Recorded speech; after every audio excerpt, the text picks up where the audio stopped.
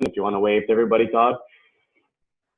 Todd has been involved in agriculture his entire life, as he was raised on a family farm of beef and grain. We are fortunate today to have the opportunity to speak with a very passionate individual who carries a very decorated and accomplished resume. I mean, his journey, it's involved working and investing in this very dynamic industry, as we all know, and he's helped with a number of product launches in the last 25 years, which is incredibly interesting. Just a few notable mentions. I mean, he's helped launch packaged salads in the late 90s. He, with Palm Wonderful's launch of fresh pomegranates and juices, he was involved as well with their pistachios and almond launches. Todd has more recently gotten involved with plant-based proteins. And that's something from a retail perspective that consumers are very excited about. So, and again, Todd, thank you for joining us today. I have a number of questions for you. I'm hoping that this is going to be the first of many times that you and I get to speak. So we know now you were raised in agriculture, but what inspired you to seek work in the produce industry? Well, it's interesting, as you said, growing up in agriculture and produce are tightly linked. And I was able to go to university. I got a degree in urban planning because growing up in Southern Ontario, all our farmland was being farmed for houses. So that seemed to be the natural progression. But as I got out of that, I got into the food industry with Coca-Cola and didn't feel good. Didn't feel good about selling sugar water. I didn't feel good about what I did every day. And as I got through my career, an opportunity became apparent to get involved in produce, which kind of got me halfway back to my agricultural roots, and you realize the excitement of it. No 2 days are the same, and what's great about it is you can't put anybody who works in produce in a box because you have to be an expert in so many different things in order to be successful, and I guess that's what gets me excited about it. Yeah, that's. Sounds like you definitely found a niche that you're passionate about, and that's something that I admire about you. I gotta say, Todd, I definitely do.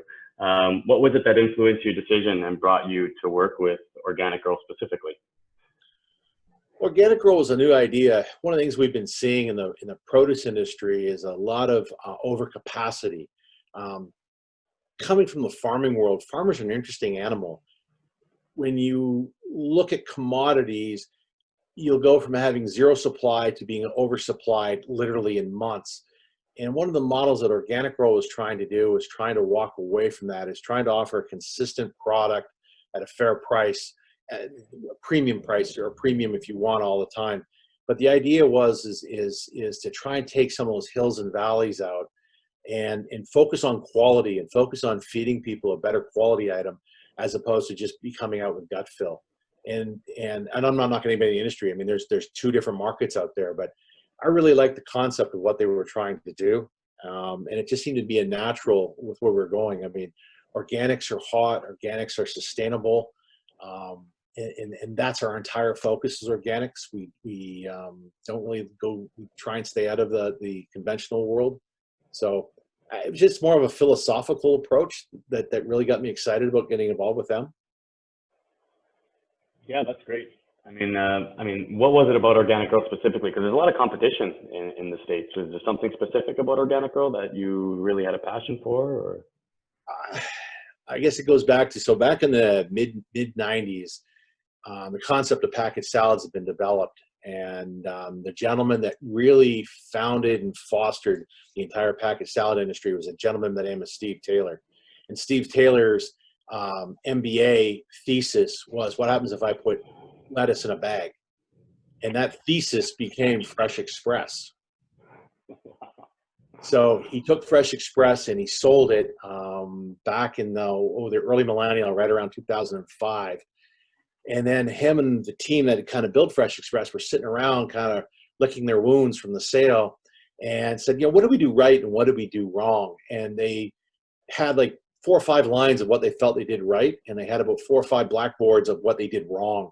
And the idea of Organic Grow was to fix all those things they did wrong. So I had a little bit of a background with these people, and I just, the direction they were going, the philosophy they were taking, trying to stop that race to the bottom, and having the consumer in mind the whole way through, as opposed to, having other distractions. So everything we do is consumer based.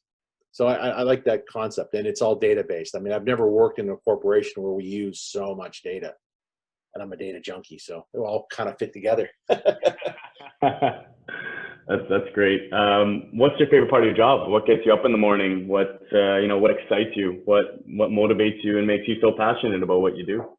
The best thing about this industry, like I said earlier, is there's no two days the same. You wake up in the morning and did it rain last night? Did we get frost in the desert? The border's open. There's just a million different little things that you get to worry about. As much as they can be troublesome, they are also what drives the energy of this. I think my favorite all-time piece that got me going was when we were launching fresh pomegranates every season. And for a whole week, you slept with your back then it was Blackberries, it wasn't iPhones. But you had Blackberries, you slept with them under your pillow because, yep, we're starting to harvest today, because you'd be getting phone calls daily for when's that first truck going to load? When's that first shipment going to happen? What's the quality? All those questions. And as soon as the stuff starts flowing, I mean, you just feed off that energy. You don't sleep for the first 2 weeks. To me, that's part of the industry. And lately it's been all about new technologies. I think it's great. Every day you wake up and you see new ideas for sustainability, new ideas for harvesting, new concepts on local. Does it work? Doesn't it work? Like there's just a lot of debate, and we're getting a lot of focus. And that to me is exciting, being kind of front and center in the conversations as an industry, not me personally, but as an industry, the guy where I'm working as being, front and center in all these discussions. So. Yeah, I mean, that kind of leads me to my next question. I mean, I haven't been around very long, but in my short career in produce, I've met a number of individuals who have given this industry a lot of time. And one thing that they love to share is stories about how much things have changed from, let's put it quote unquote, back in the day to now. I mean, what are some of the major changes you've seen, especially coming from working with Organic? Or what are some of the major changes you've seen in the industry? Well, I think food safety, in my opinion right now, food safety is first and foremost for everybody. The amount of recalls we've had over the last 5 or 6 years has just been incredible. And I don't think maybe that was happening in the past. We weren't testing as much. But I'm happy to see that the people are being held accountable, and that we're changing it that way. I think the idea of local is becoming, as everybody's seeing, is becoming a bigger focus. So the mega farms aren't really the focus as much anymore. I mean, there's still a need for them. The family farmer is pretty much gone. I mean, I can't think of a company, nobody on this on the call, so no offense to anybody, but for the most part, they're all factory farms now. I mean, they're big corporations sucking down big tax dollars. And that's interesting. And it's interesting too to see how the government's starting to get out of agriculture. If you look at the past, agriculture has been funded and sustained a lot by federal programs, both in Canadian government, U.S. government, even international governments to support them. But because it's become such big business, there's a Proposition 15 now in California has been raised, and that's going to change the dynamic of how much subsidies that the California farmers are going to get when it comes to usage of water. They want to start taxing their water use in agriculture. So yeah, there's just I guess revenue streams and the use of technology, I guess, is the easiest part to put down what I've seen change. Because I got the gray hair, I'm maybe not as old as I appear to be, but we're getting there. You kind of nailed it. I think technology has been a big part of the industry evolving and having to change. I remember one man telling me a story, like down at the Ontario food terminal. Somebody told me a story one time about how they used to have to get up and be at the terminal, and I'm talking buyers that have to be there at 1 o'clock in the morning, and if they didn't stand in front of the product that they had ordered, then it would slowly start to disappear, especially on a hot market, and people would fight over it. So I think that, you know, now with technology, now you can send a text message. Now people have their inventories all calculated, all on computers. Like, so now things can be a little bit more organized, whereas before, or quote unquote back in the day, you know, technology really has helped evolve where things are going. Well, yeah, just a comment, you brought up a fine point, is Toronto has a working produce terminal. It's probably one of the few left in the world. And it really is an anomaly. And anybody who's on this call who hasn't spent any time down there, call Amelia or call somebody at the OPMA, schedule a day, go down and spend some time and just watch the chaos and the mayhem that goes on down there. And it does feed a need. And it's, to me, it's exciting again, but it's an anomaly because Montreal's is gone. The one in New York City is it's slowly dwindling away, the importance of it. Chicago's is gone. All the big cities that had these giant produce terminals, they're slowly breaking down. You know, Vancouver, when Vancouver's about to lose they don't, it's not a terminal, but they have like a hub, and that's about to be lost with the new planning act that they put through there. And it's going to be interesting to see how companies and people access food in Vancouver when this happens. Sorry, I just wanted to put that in because I think that Toronto thing you brought up is such a unique thing that we probably don't appreciate totally as members of the OPMA. No, believe me, I agree. And, you know, you're obviously a little bit more familiar with other markets. You know, I haven't had the privilege of being able to go to a few. I've been to the one in Australia one time, and it was just outside of Sydney. It was about an hour and a half out of Sydney. And they had, just in banana doors, they had 87 banana stalls, just in bananas. So you can imagine how big that facility was. But these types of facilities, they feed a lot of people. You know, one thing when I started, my dad told me, like, if you ever want to know what the real stock market is like, you go down to the market. You know, based on demand and supply, prices are always changing. And the energy and the individuals that are down there, there's nothing like it. So I've always had a passion for being down there. I enjoy the environment. I like the energy. I like the go, go, go. And I like the people, believe it or not. I mean, I like the people. So, you know, people on board. So you asked the question about what has changed. And one of the things I think it's funny because this is a story told to me. And I think I'm getting off the weeds and I apologize, everybody. But there used to be a thing called rollers. And if you're in the banana business or even in the tomato business, so they would contract these banana boats and they'd come in the port of Houston, and anything that wasn't contract sold, they would just load the trailers and the guys would start working the phones, trying to sell the bananas as they rolled up I-75. And by the time they got the Canadian border, it was like, okay, just get me my costs out of the bananas. So if you talk to any old produce guys and you talk about the Montreal or Toronto market, the old produce guys, the guys that work the phones, they hate those markets because they knew it was the end of the line. If you hadn't sold that trailer, those rollers, what they called them, if you hadn't had them sold by the time they hit the border, you just got your costs out of them if you were lucky. So, sorry, I have a funny story to relate to people. No, that's such a good story. I love that. So it's like they were on a timeline almost as it was going north, right? That's funny. Yeah. You know, there's still a lot of things that happen down in Miami on the piers as well, right? A lot of stuff being sold off of piers as well. I have a question from Cindy Rouette. She's one of our panelists and our committee members. She wanted to ask how Organic Girl chooses their growing partners. Organic Girl is unique.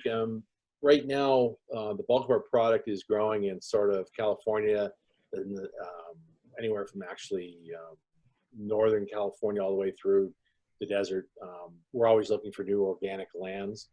We grow a chunk of our own product. We contract grow a big percentage of our product. And then to hedge our bets, we purchase off the open market from the fields. And there is certain criteria that we look for. At the end of the day, we're looking for people who are using premium practices and are truly practicing, you know, proper organic, certified organic techniques. So that's important. We have looked at actually some northern fields, especially this time of year. You know, Southern California or Southern Ontario. I know we've talked to some growers in Quebec and even some places up in the Northeast. But at this time, to my knowledge, we haven't pulled the trigger on that. So I hope that, how's that for not answering your question by answering your question? No, I think you did a pretty good job. I see Vince made a little comment there. Yeah, 85 to 90% of our fresh produce in Ontario still travels through the terminal. Yeah. Amazing. Pretty happy with that. Cindy says thank you. I'm going to move on to my next question, and this is something that kind of I find very, very interesting, and I'm very curious what you have to say about it.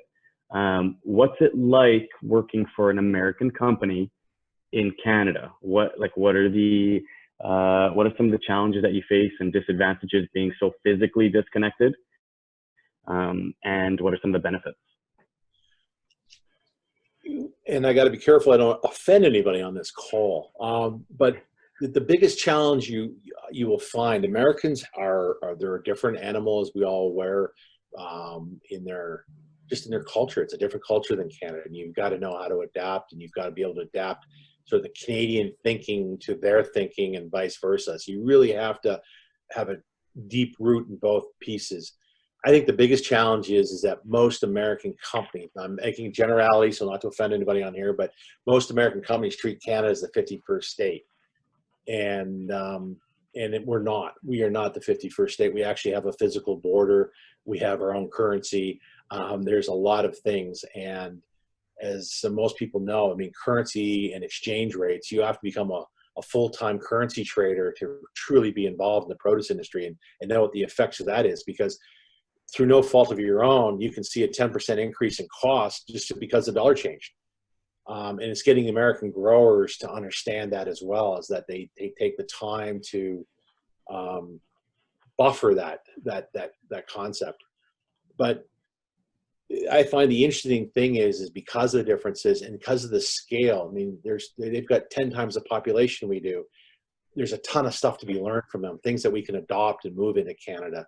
So I've really enjoyed my career because I've worked primarily with U.S. distributors and U.S. people. I've done some work with some people out of Europe, and it's just exciting just seeing the different ideas, right, and how they scale it up.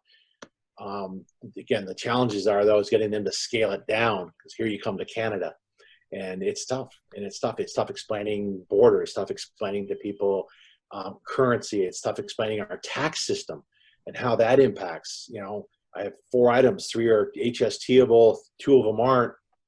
How do you explain? I mean, it's interesting. So again, I go back to my original comment when we started this thing. You got to be an expert in more than just what you're doing. You have to completely understand all the facets of doing business in Canada if you're going to work for an American company, because you'll spend as much time explaining it to them as you are doing your job.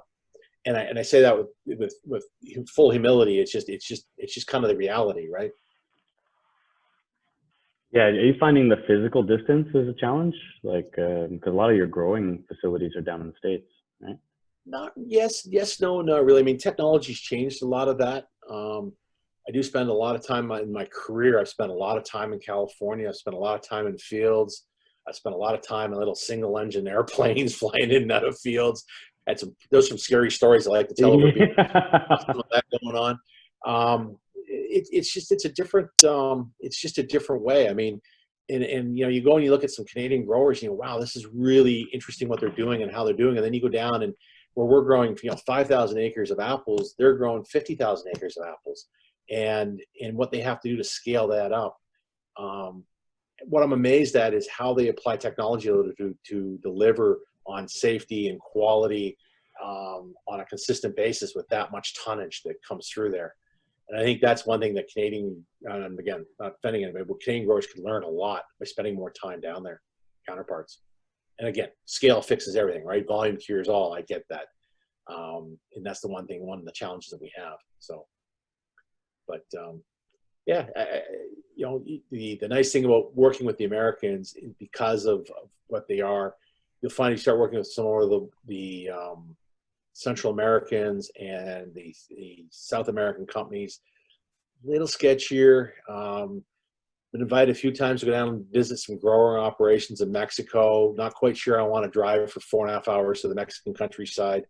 I'm not taking that away, but one thing about working with the Americans, I mean, it's all buttoned down, right? It's pretty dialed in. Yeah, good. Thanks for that, Todd. I mean, it's nice kind of to hear a little bit of perspective from somebody who's working for a company in another country. That's for sure. Um, Bree's with us. She asked me. She's asking a question. She was curious how through COVID, how the produce industry is going to change and what you see the new normal is going to be. I mean, we can talk specifically to packaged salads. Well, I mean, wow, the new normals. I think we're still trying to figure out what the new normals are. Um, Produce industry, we've seen an uptake in produce, and I'm going to be rounding numbers here, so please bear with me, but roughly 40% of all produce is consumed outside of the home. So i.e. food service through restaurants, self-serve, fast serve. We expected with the COVID shutdown that we would see a big uptake in that through retail. And I don't think anybody, again, I'm not speaking for anybody on the call, but I don't think anybody really experienced that 40% uptake in produce sales. I think a lot of it got rerouted. I'm not sure how the growers really reacted to it. I know a lot of growers that were packing food service salads, put in a new line in and start packaging, clamshells again, to try and use up some of their product they had in the ground. The consumers are definitely looking for healthy alternatives. I mean, I think this COVID has given everybody a health scare. I think we have seen that. We have seen people looking for more nutritionally dense items in their shopping carts. We are seeing an uptake in things that kale had kind of flattened off. We are seeing an uptake in kale. We're seeing an uptake in spinach, especially here in Canada. And again, people looking for those deep, dark, leafy greens. I know from an operational standpoint, COVID is challenging all suppliers, whether it's with labor for getting everything as simple as truck drivers to pickers. And I don't know where this is going to end. I mean, I heard somebody was telling me the other day, it's one of the largest cherry crops in Washington State. And the biggest challenge they've had is getting the crop off. And a lot of that COVID related. And you start looking at what's going on in southwestern Ontario with people who've been brought in to pick the crop and some of the COVID related issues with that and quarantine. And so some of this is going to drive more cost into the system, and it's definitely going to have an impact. It's interesting that in California supplies, and again, I apologize, I won't get the number right, but it's roughly 70% of North America's produce comes out of California in one level or another. And the biggest impact that they're seeing down there now is not only COVID related, but they're also seeing a huge impact on labor with the legalization of marijuana down there.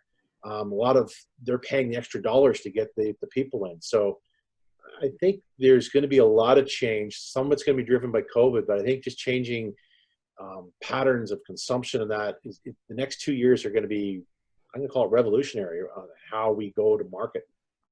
Yeah, I think that this COVID thing is going to really be testing the Canadian infrastructure. I do believe that we've been able to react relatively well, but there has shown some gaps or some weaknesses in our infrastructure that after this, I think we're going to be better for, definitely. And I think that, with the whole pandemic coming in, Cindy brings up a good question. I mean, how has the pandemic affected the supply chain? Right. And I mean, between when the whole panic buy started back in March, me being on the retail side, I witnessed a lot of people buying products that they didn't necessarily all need. They were scared of the unknown to come. So they purchased product a little bit more. I think that is a driving factor for costs as well. If people are going to continue to hoard, then it forces every other economy on a global scale to do the same thing. And it becomes almost like a domino effect. And when product is tight and everyone's hoarding, and the demand is high, that only does one thing to the price and it drives it up, right? And then then it's just a snowball effect. You have logistics, trucking kicks in, and then it becomes difficult to bring trucks in, and the price of trucks goes up because the demand for them is so high. So I do think that the pandemic is going to affect the supply chain in a sense, but it's going to make us better for it for the future. Do you have any thoughts on how you think the pandemic might affect the supply chain at all? I think everything you said is bang on. I think the beauty of being in produce is that it has a very short shelf life. As soon as we harvest or pick something, it's dead, right? So now we're in a race Yeah. to consume it before it rots. And you look at what the trend is, especially in produce, for most commodities, is we're always trying to figure out how to get more sugars into our product, right? We're growing tomatoes with higher sugar bricks. We're planting strawberries, higher sugar bricks. And the higher your sugar bricks, the shorter shelf life you're going to get, because that means that product is decaying. So, so there's some questions there. I mean, do we go back to some of the old school plantings? Do we go back to some of our old school? I mean, I think there's a lot of interesting questions that are going to come out of this supply. I think one of the other questions to your idea of supply chain is local. I mean, we're starting to see more and more of these vertical growing situations being built. We're seeing more greenhouses going up, which are great. But, and again, not to offend anybody on the line, but when you start looking at some of the nutritional density of a lot of these greenhouse and vertical growing operations, because there's no environmental factors in those greenhouses and those vertical growing operations, you're not getting the cell structure, and therefore you're not getting the nutritional value. And again, I'm not here to debate that. I am just making a broad statement, folks, so nobody yelling, send threatening emails. I'm just making a broad statement on that. But I do think there is an opportunity to have more stuff grown local here. Cut down on the transportation pieces of that. I think you're going to see that. And again, we talk about technology. A project I got involved in was with the Scottish business development people, and Scotland now can raise raspberries 10 months of the year. That's huge, huge. That you don't have to start importing them from Chile or South Africa or wherever. They can now supply. I mean, it's raspberries. I get it. It's a small market, but still, the fact that they've been able to develop a technology to be able to do that and do it cost effectively means that we can do more than just grow leafy products in a greenhouse. Yeah, I think that our domestic, like we now in Ontario, we can grow strawberries almost, I think 10 months out of the year now because of greenhouses. And I think that it's through this pandemic that we're going to start to see more innovation come through and hopefully see our domestic market be strengthened. So this way there isn't as much dependence on importing product necessarily. And I'm hoping we see more of that because I think it'll help, although there's initial startup costs, I think it'll help keep our costs down, and it'll help bring our industry to be more sustainable in a sense of cost sustainability. So how do you see consumer demands influencing industry innovation going forward? Do you see any challenges there for, we can specifically talk to organic grow, or like, how do you see the industry as a whole being challenged based on consumer demand? Well, I think consumer demand, I mean, the biggest, I think consumers are fickle. I think that's the first thing you got to look at. And so they're always looking for something different, something new, and they get what we call buying fatigue after a while, right? If all you offer is spinach, and it's the only, I use salads as an example. I mean, you can only eat so much spinach, and then you start to get fatigued out.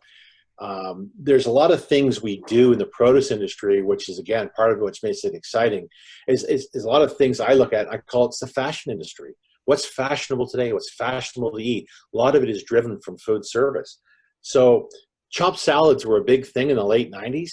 And then chopped salads disappeared through the early millennial. And what's the big thing now for retail and at food service? We're back into chopped salads. It's because it's that hot, interesting thing again. You can argue whether salad dressings are produce or not. They're sold through produce. I guess they're a need for produce.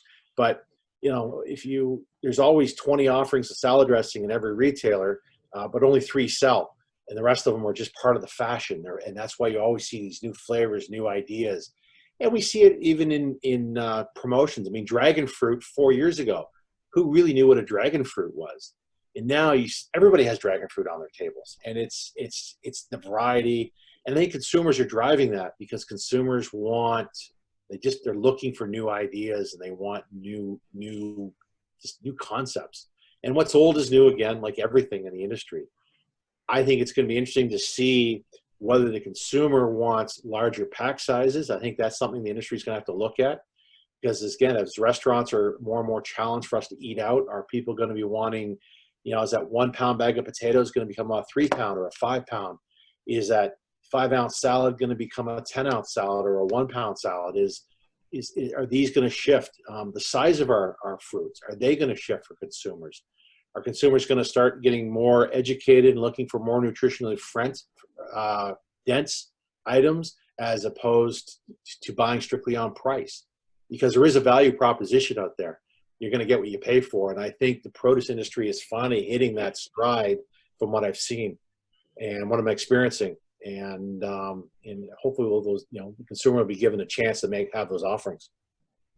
You're going to get what you pay for.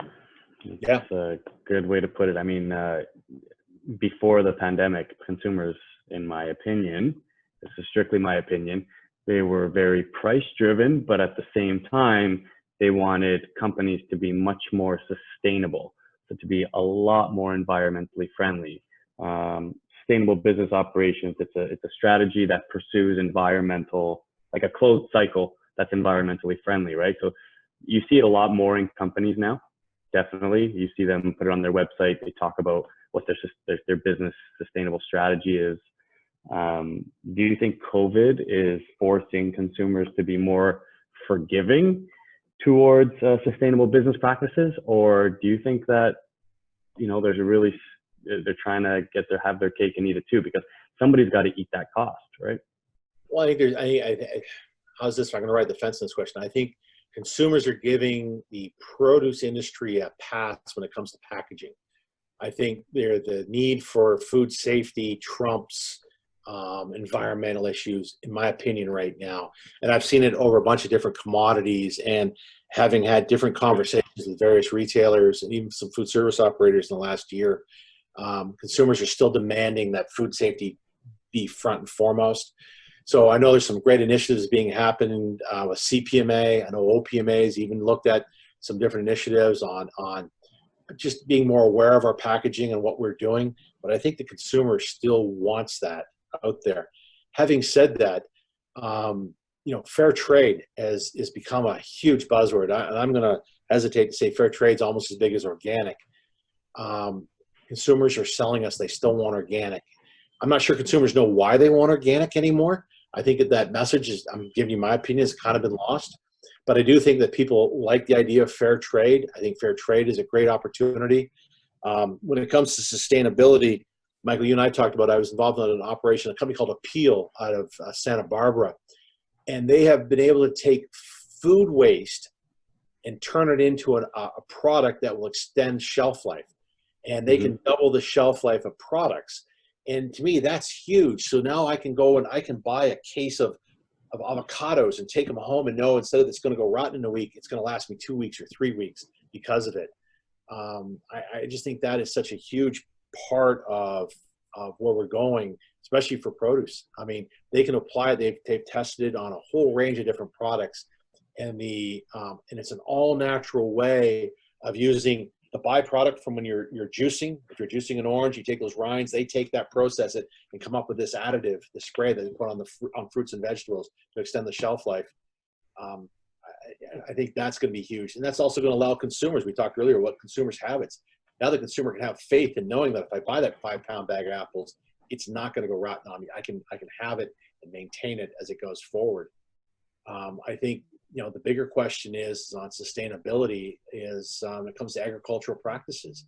What are people going to do to start giving back when it comes to agriculture?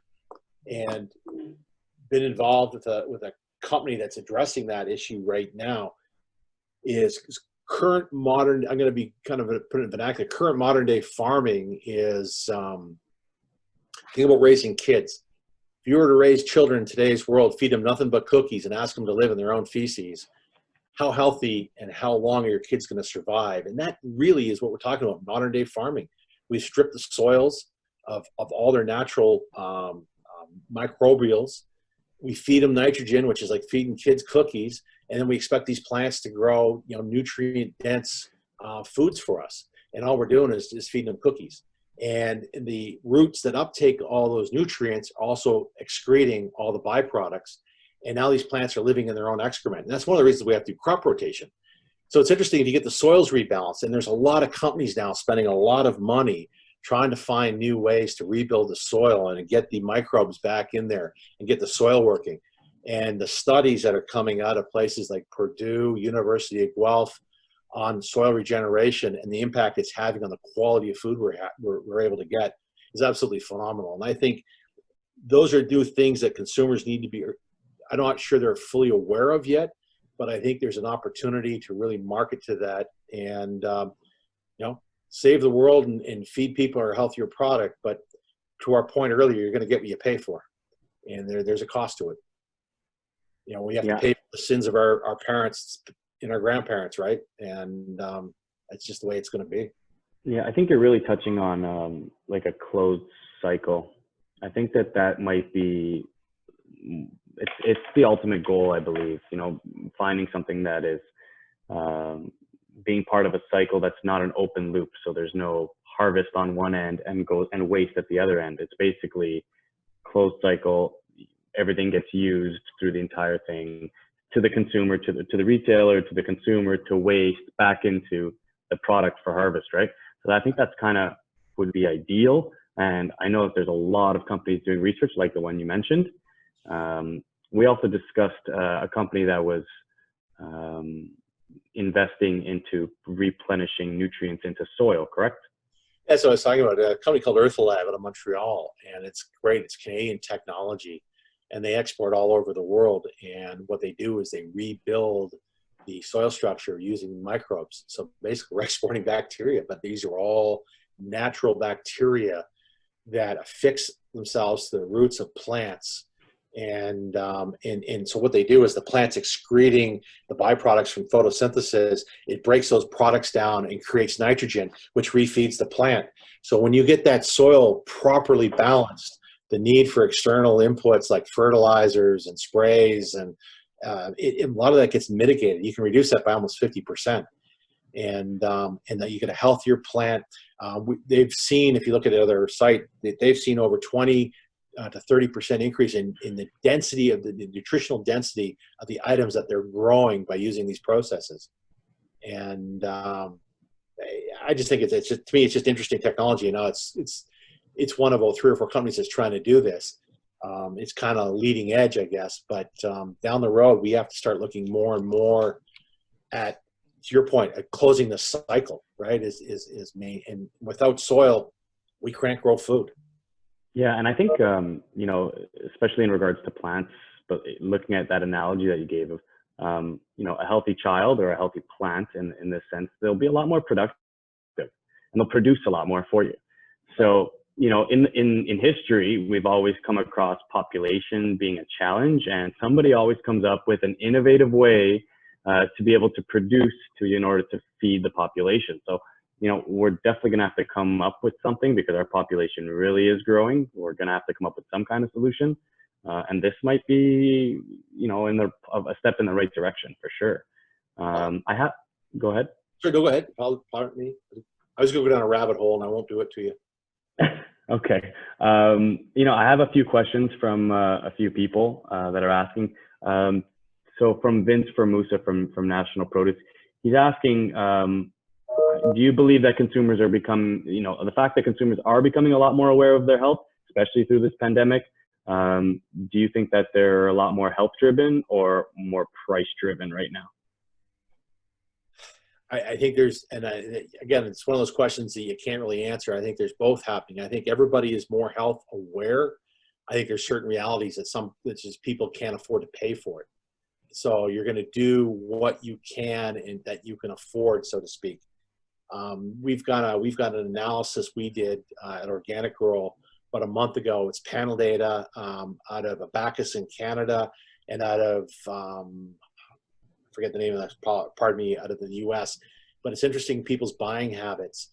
And we found that 46% of the North American population hasn't really changed their buying habits as far as the pandemic goes. But 27% have changed their buying habits, that they're spending more. So they're buying better quality, they're buying more nutrient dense, they're buying larger sizes, they're buying branded, it's how they're spending their money. And this isn't produce related. This is just in general grocery Yeah. dollars. But we're also seeing 27% of the population going the other way. They're looking for pricing. They're looking for deals. These are people that are worried about their jobs. This is people worried about, the impact that COVID has had on them. So it is interesting to see that how almost evenly split that is on that market. So I think as the economy turns around, but we're a couple of years, in my opinion, we're a couple of years before we'll see the economy turn around. I think there's a great opportunity to start educating people over that period of time. So when money does become more readily available, that they'll invest in their own health and invest in better fruits and better vegetables and better quality. But I think right now there's just too much uncertainty for people to want to throw a lot of money at that right now as a consumer. So hope that answers that question. Yeah, I appreciate that. I do have one more question from the audience. It's from Madison Hopper. She's part of our YPC committee. Mm-hmm. She's asking if you believe that the demand for fair trade certified products is the same in the US as it is in Canada, or is there a discrepancy between the two countries? What are your thoughts there? I know enough about fair trade to be dangerous, so I'm not going to really be able to comment too much on that.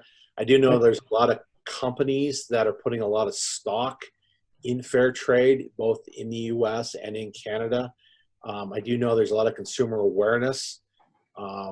I think in the US, and again, I know Kroger has a policy on it, and I'm not sure what their policy is per se, but I think you're seeing a lot more like the Sprouts, the more of the, I want to call them niche operators that are really getting behind that fair trade in the US. And it'll come mainstream soon enough. I mean, organic started the same way, and it really took somebody like a Walmart to really knock organic out of the park, right?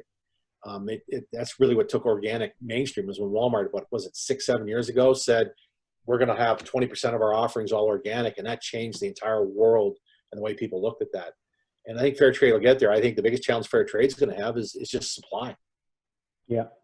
Being fair trade certified, it's supply. And then there's a lot of people that qualify, but the cost of entry is one of the barriers. So, and again, that's another whole rabbit hole I don't want to go down, but it's just, again, you're going to get what you pay for, right? Yeah. Well, that's, I think you kind of nailed it. I think that is an emerging market, and maybe it's in the beginning phases. They are going to have a lot of challenges getting into countries that are not eager to pay the extra fee or the extra cost on top. I think that there might be a challenge there, but in North America, I do see some success. I do see some success for the fair trade market as well. I'm hoping down the road that we can get a lot of these organizations together, because again, like a soil safe certification, it's one of the things we worked on. You've got fair trade, so products that are being grown in a regenerative atmospheres. There's a whole bunch of these different certifications out there.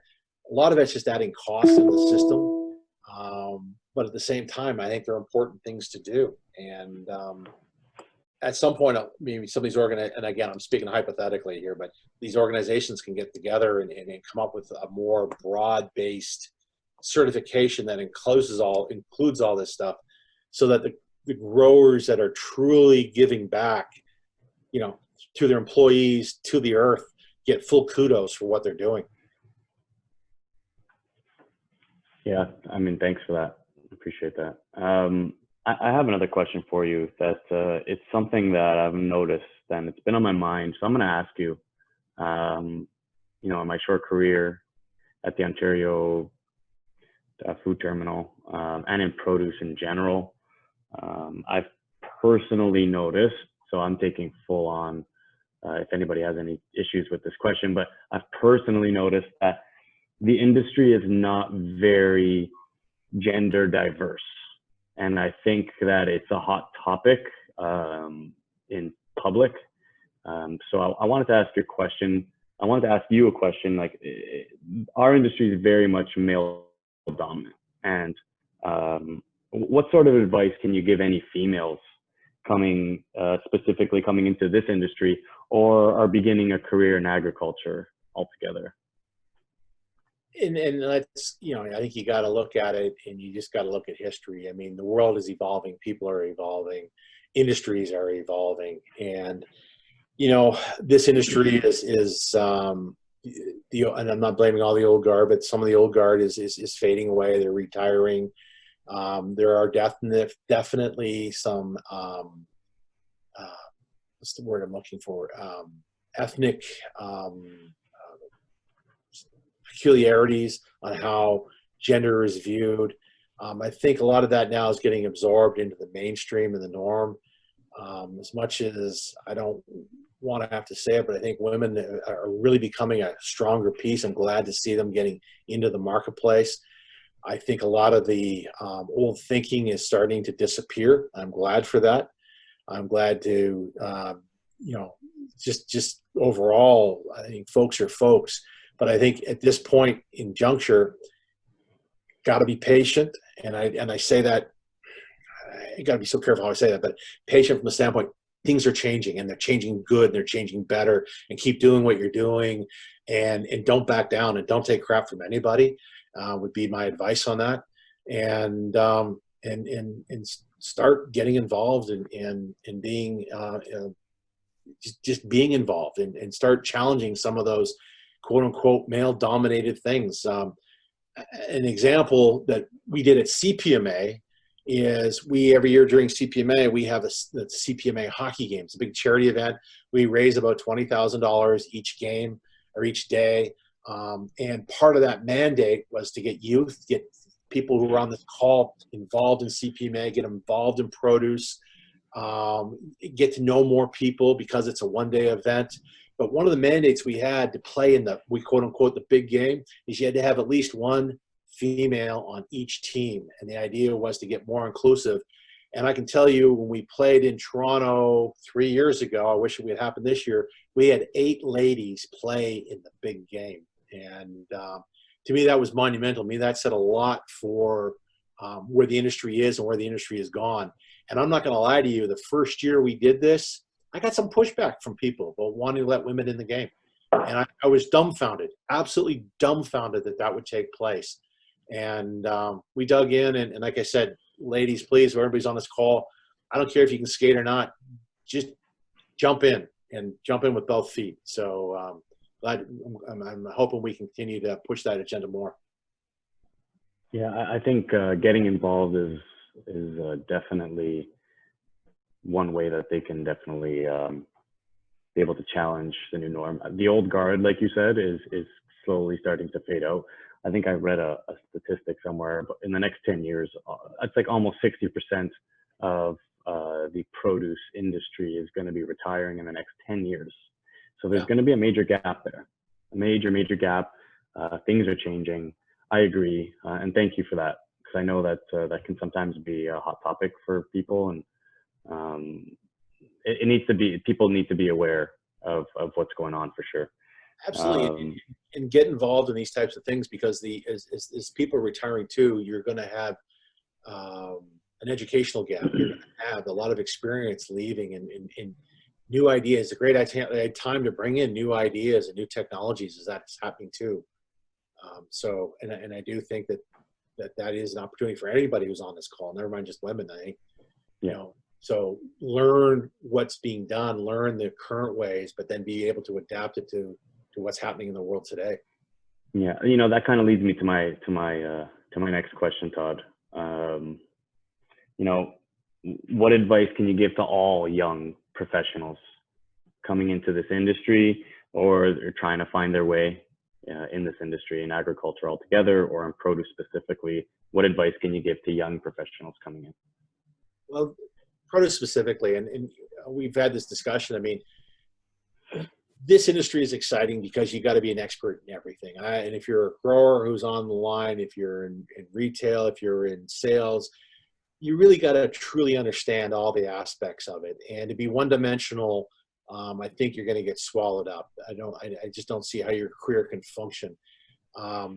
Even though I'm not in the commodity business today per se, I still get all those emails on a daily basis, knowing what's going on in the commodity markets, because that impacts trucking. It impacts a whole bunch of things. I look at the weather app 3-4 times a day, and not just for Markham or Toronto. I look at what's going on in the world as weather, because that has an impact on my business.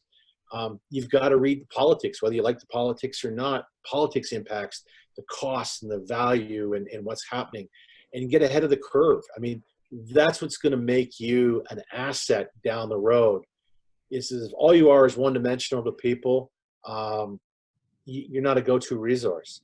But if you're a person that can talk big picture down to the micro and relate what's happening in the world to what you are doing to another person, your value is invaluable. And that's one of the things, anybody who's ever worked with me or for me, one of the things I try and drive with them is continue to learn, just continue to learn and continue to adapt. I mean, if you're not making mistakes, in my opinion, you're not working hard enough. And I hope everybody on this call is given that opportunity to make mistakes. And if you're not with a company or we're working with somebody who allows you to do that, then find somebody, because that's how companies grow. That's how people grow. That's how the industry is going to grow.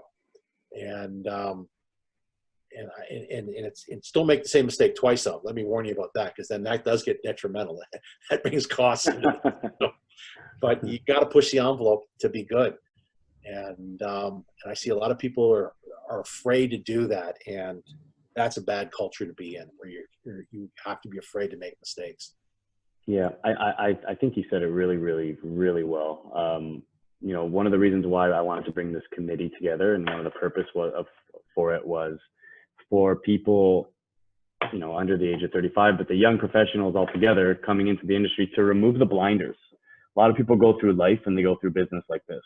So if you remove the blinders and you take all the skill that you've developed wherever you are, and you really see where you can apply them, and being able to be open to where you want to go in this huge industry, which there's so many capabilities of it. The big thing, I think, and you mentioned it, is to remove your blinders and definitely have something more to offer, and look at where you can go with it, right? And look outside of what you're doing. I mean, yeah. You and I've had this discussion, you know, plant-based proteins now. Is that produce or isn't it produce? But people are now taking their plants and they're looking at the proteins, they're looking at the fiber content, isolating those, and they're creating new products that are fresh, that are healthy. They're bringing the nutrition value into it. One of the things I think is great is a company out of Indiana that's taking citrus waste from the juicing industry and is breaking it down and using the proteins and the fiber from citrus, and they're marketing that as an ingredient now for anybody who wants to use plant-based or baking or whatever. To me, that's still part of the produce industry. That's just produce that's being now used at an industrial level, as opposed to produce that's going directly to feeding people. I think there's a whole bunch of different avenues that we can go down, and just because we've always grown potatoes and sold them down at the market doesn't mean that's what we have to do tomorrow. Is there a way to take those potatoes and make more money out of them by extracting the starches, by getting the proteins out of them? I mean, there's a whole bunch of different avenues, and that can still feed the world, but maybe spread that one potato out from being one person to 10 people, because our populations aren't getting any smaller. Yeah. They're growing, and we've got to find new ways of feeding the people. Yeah, we have a few minutes. If anybody has any questions, just feel free to post them on the chat. Can you talk a little bit more to me in regards to what your plant-based protein perspectives are, or where you're planning on going, and where you think that industry is going? It's obviously, everybody's in the news constantly. The federal government put up $100 million to help grow the plant-based industry here in Canada. The big players are all involved in it now. You're seeing everything from Kraft Heinz, Maple Leaf Foods, ConAgra. Everybody's getting into it. But it's kind of like anything else. You're going to get what you pay for in that industry. Pardon me. Having said that, there's a lot of research being done by the various associations on how to best address the demand for plant-based proteins. I know the cranberry industry, for instance, has done a lot of research and figured out how to isolate the cranberry protein. What a unique idea to bringing it out. Soy right now is the dominant protein being used in these products. Soy is getting a bad rep from a lot of the research has been done on it. So people are looking for different types of proteins to go into it. But fiber is another important part of your diet, and people are looking for different ways to use fiber. I think this is going to continue to grow, and I think what you see is what we figure as plant-based protein today. This burger, this patty, I think it's going to become a completely different animal as we continue to grow. I think you're going to start seeing cereals because you can use it as a coating. Like that, I just think isolating the whole concept of plant-based proteins into actually being an item, I think it's going to become more of a staple, more of an ingredient.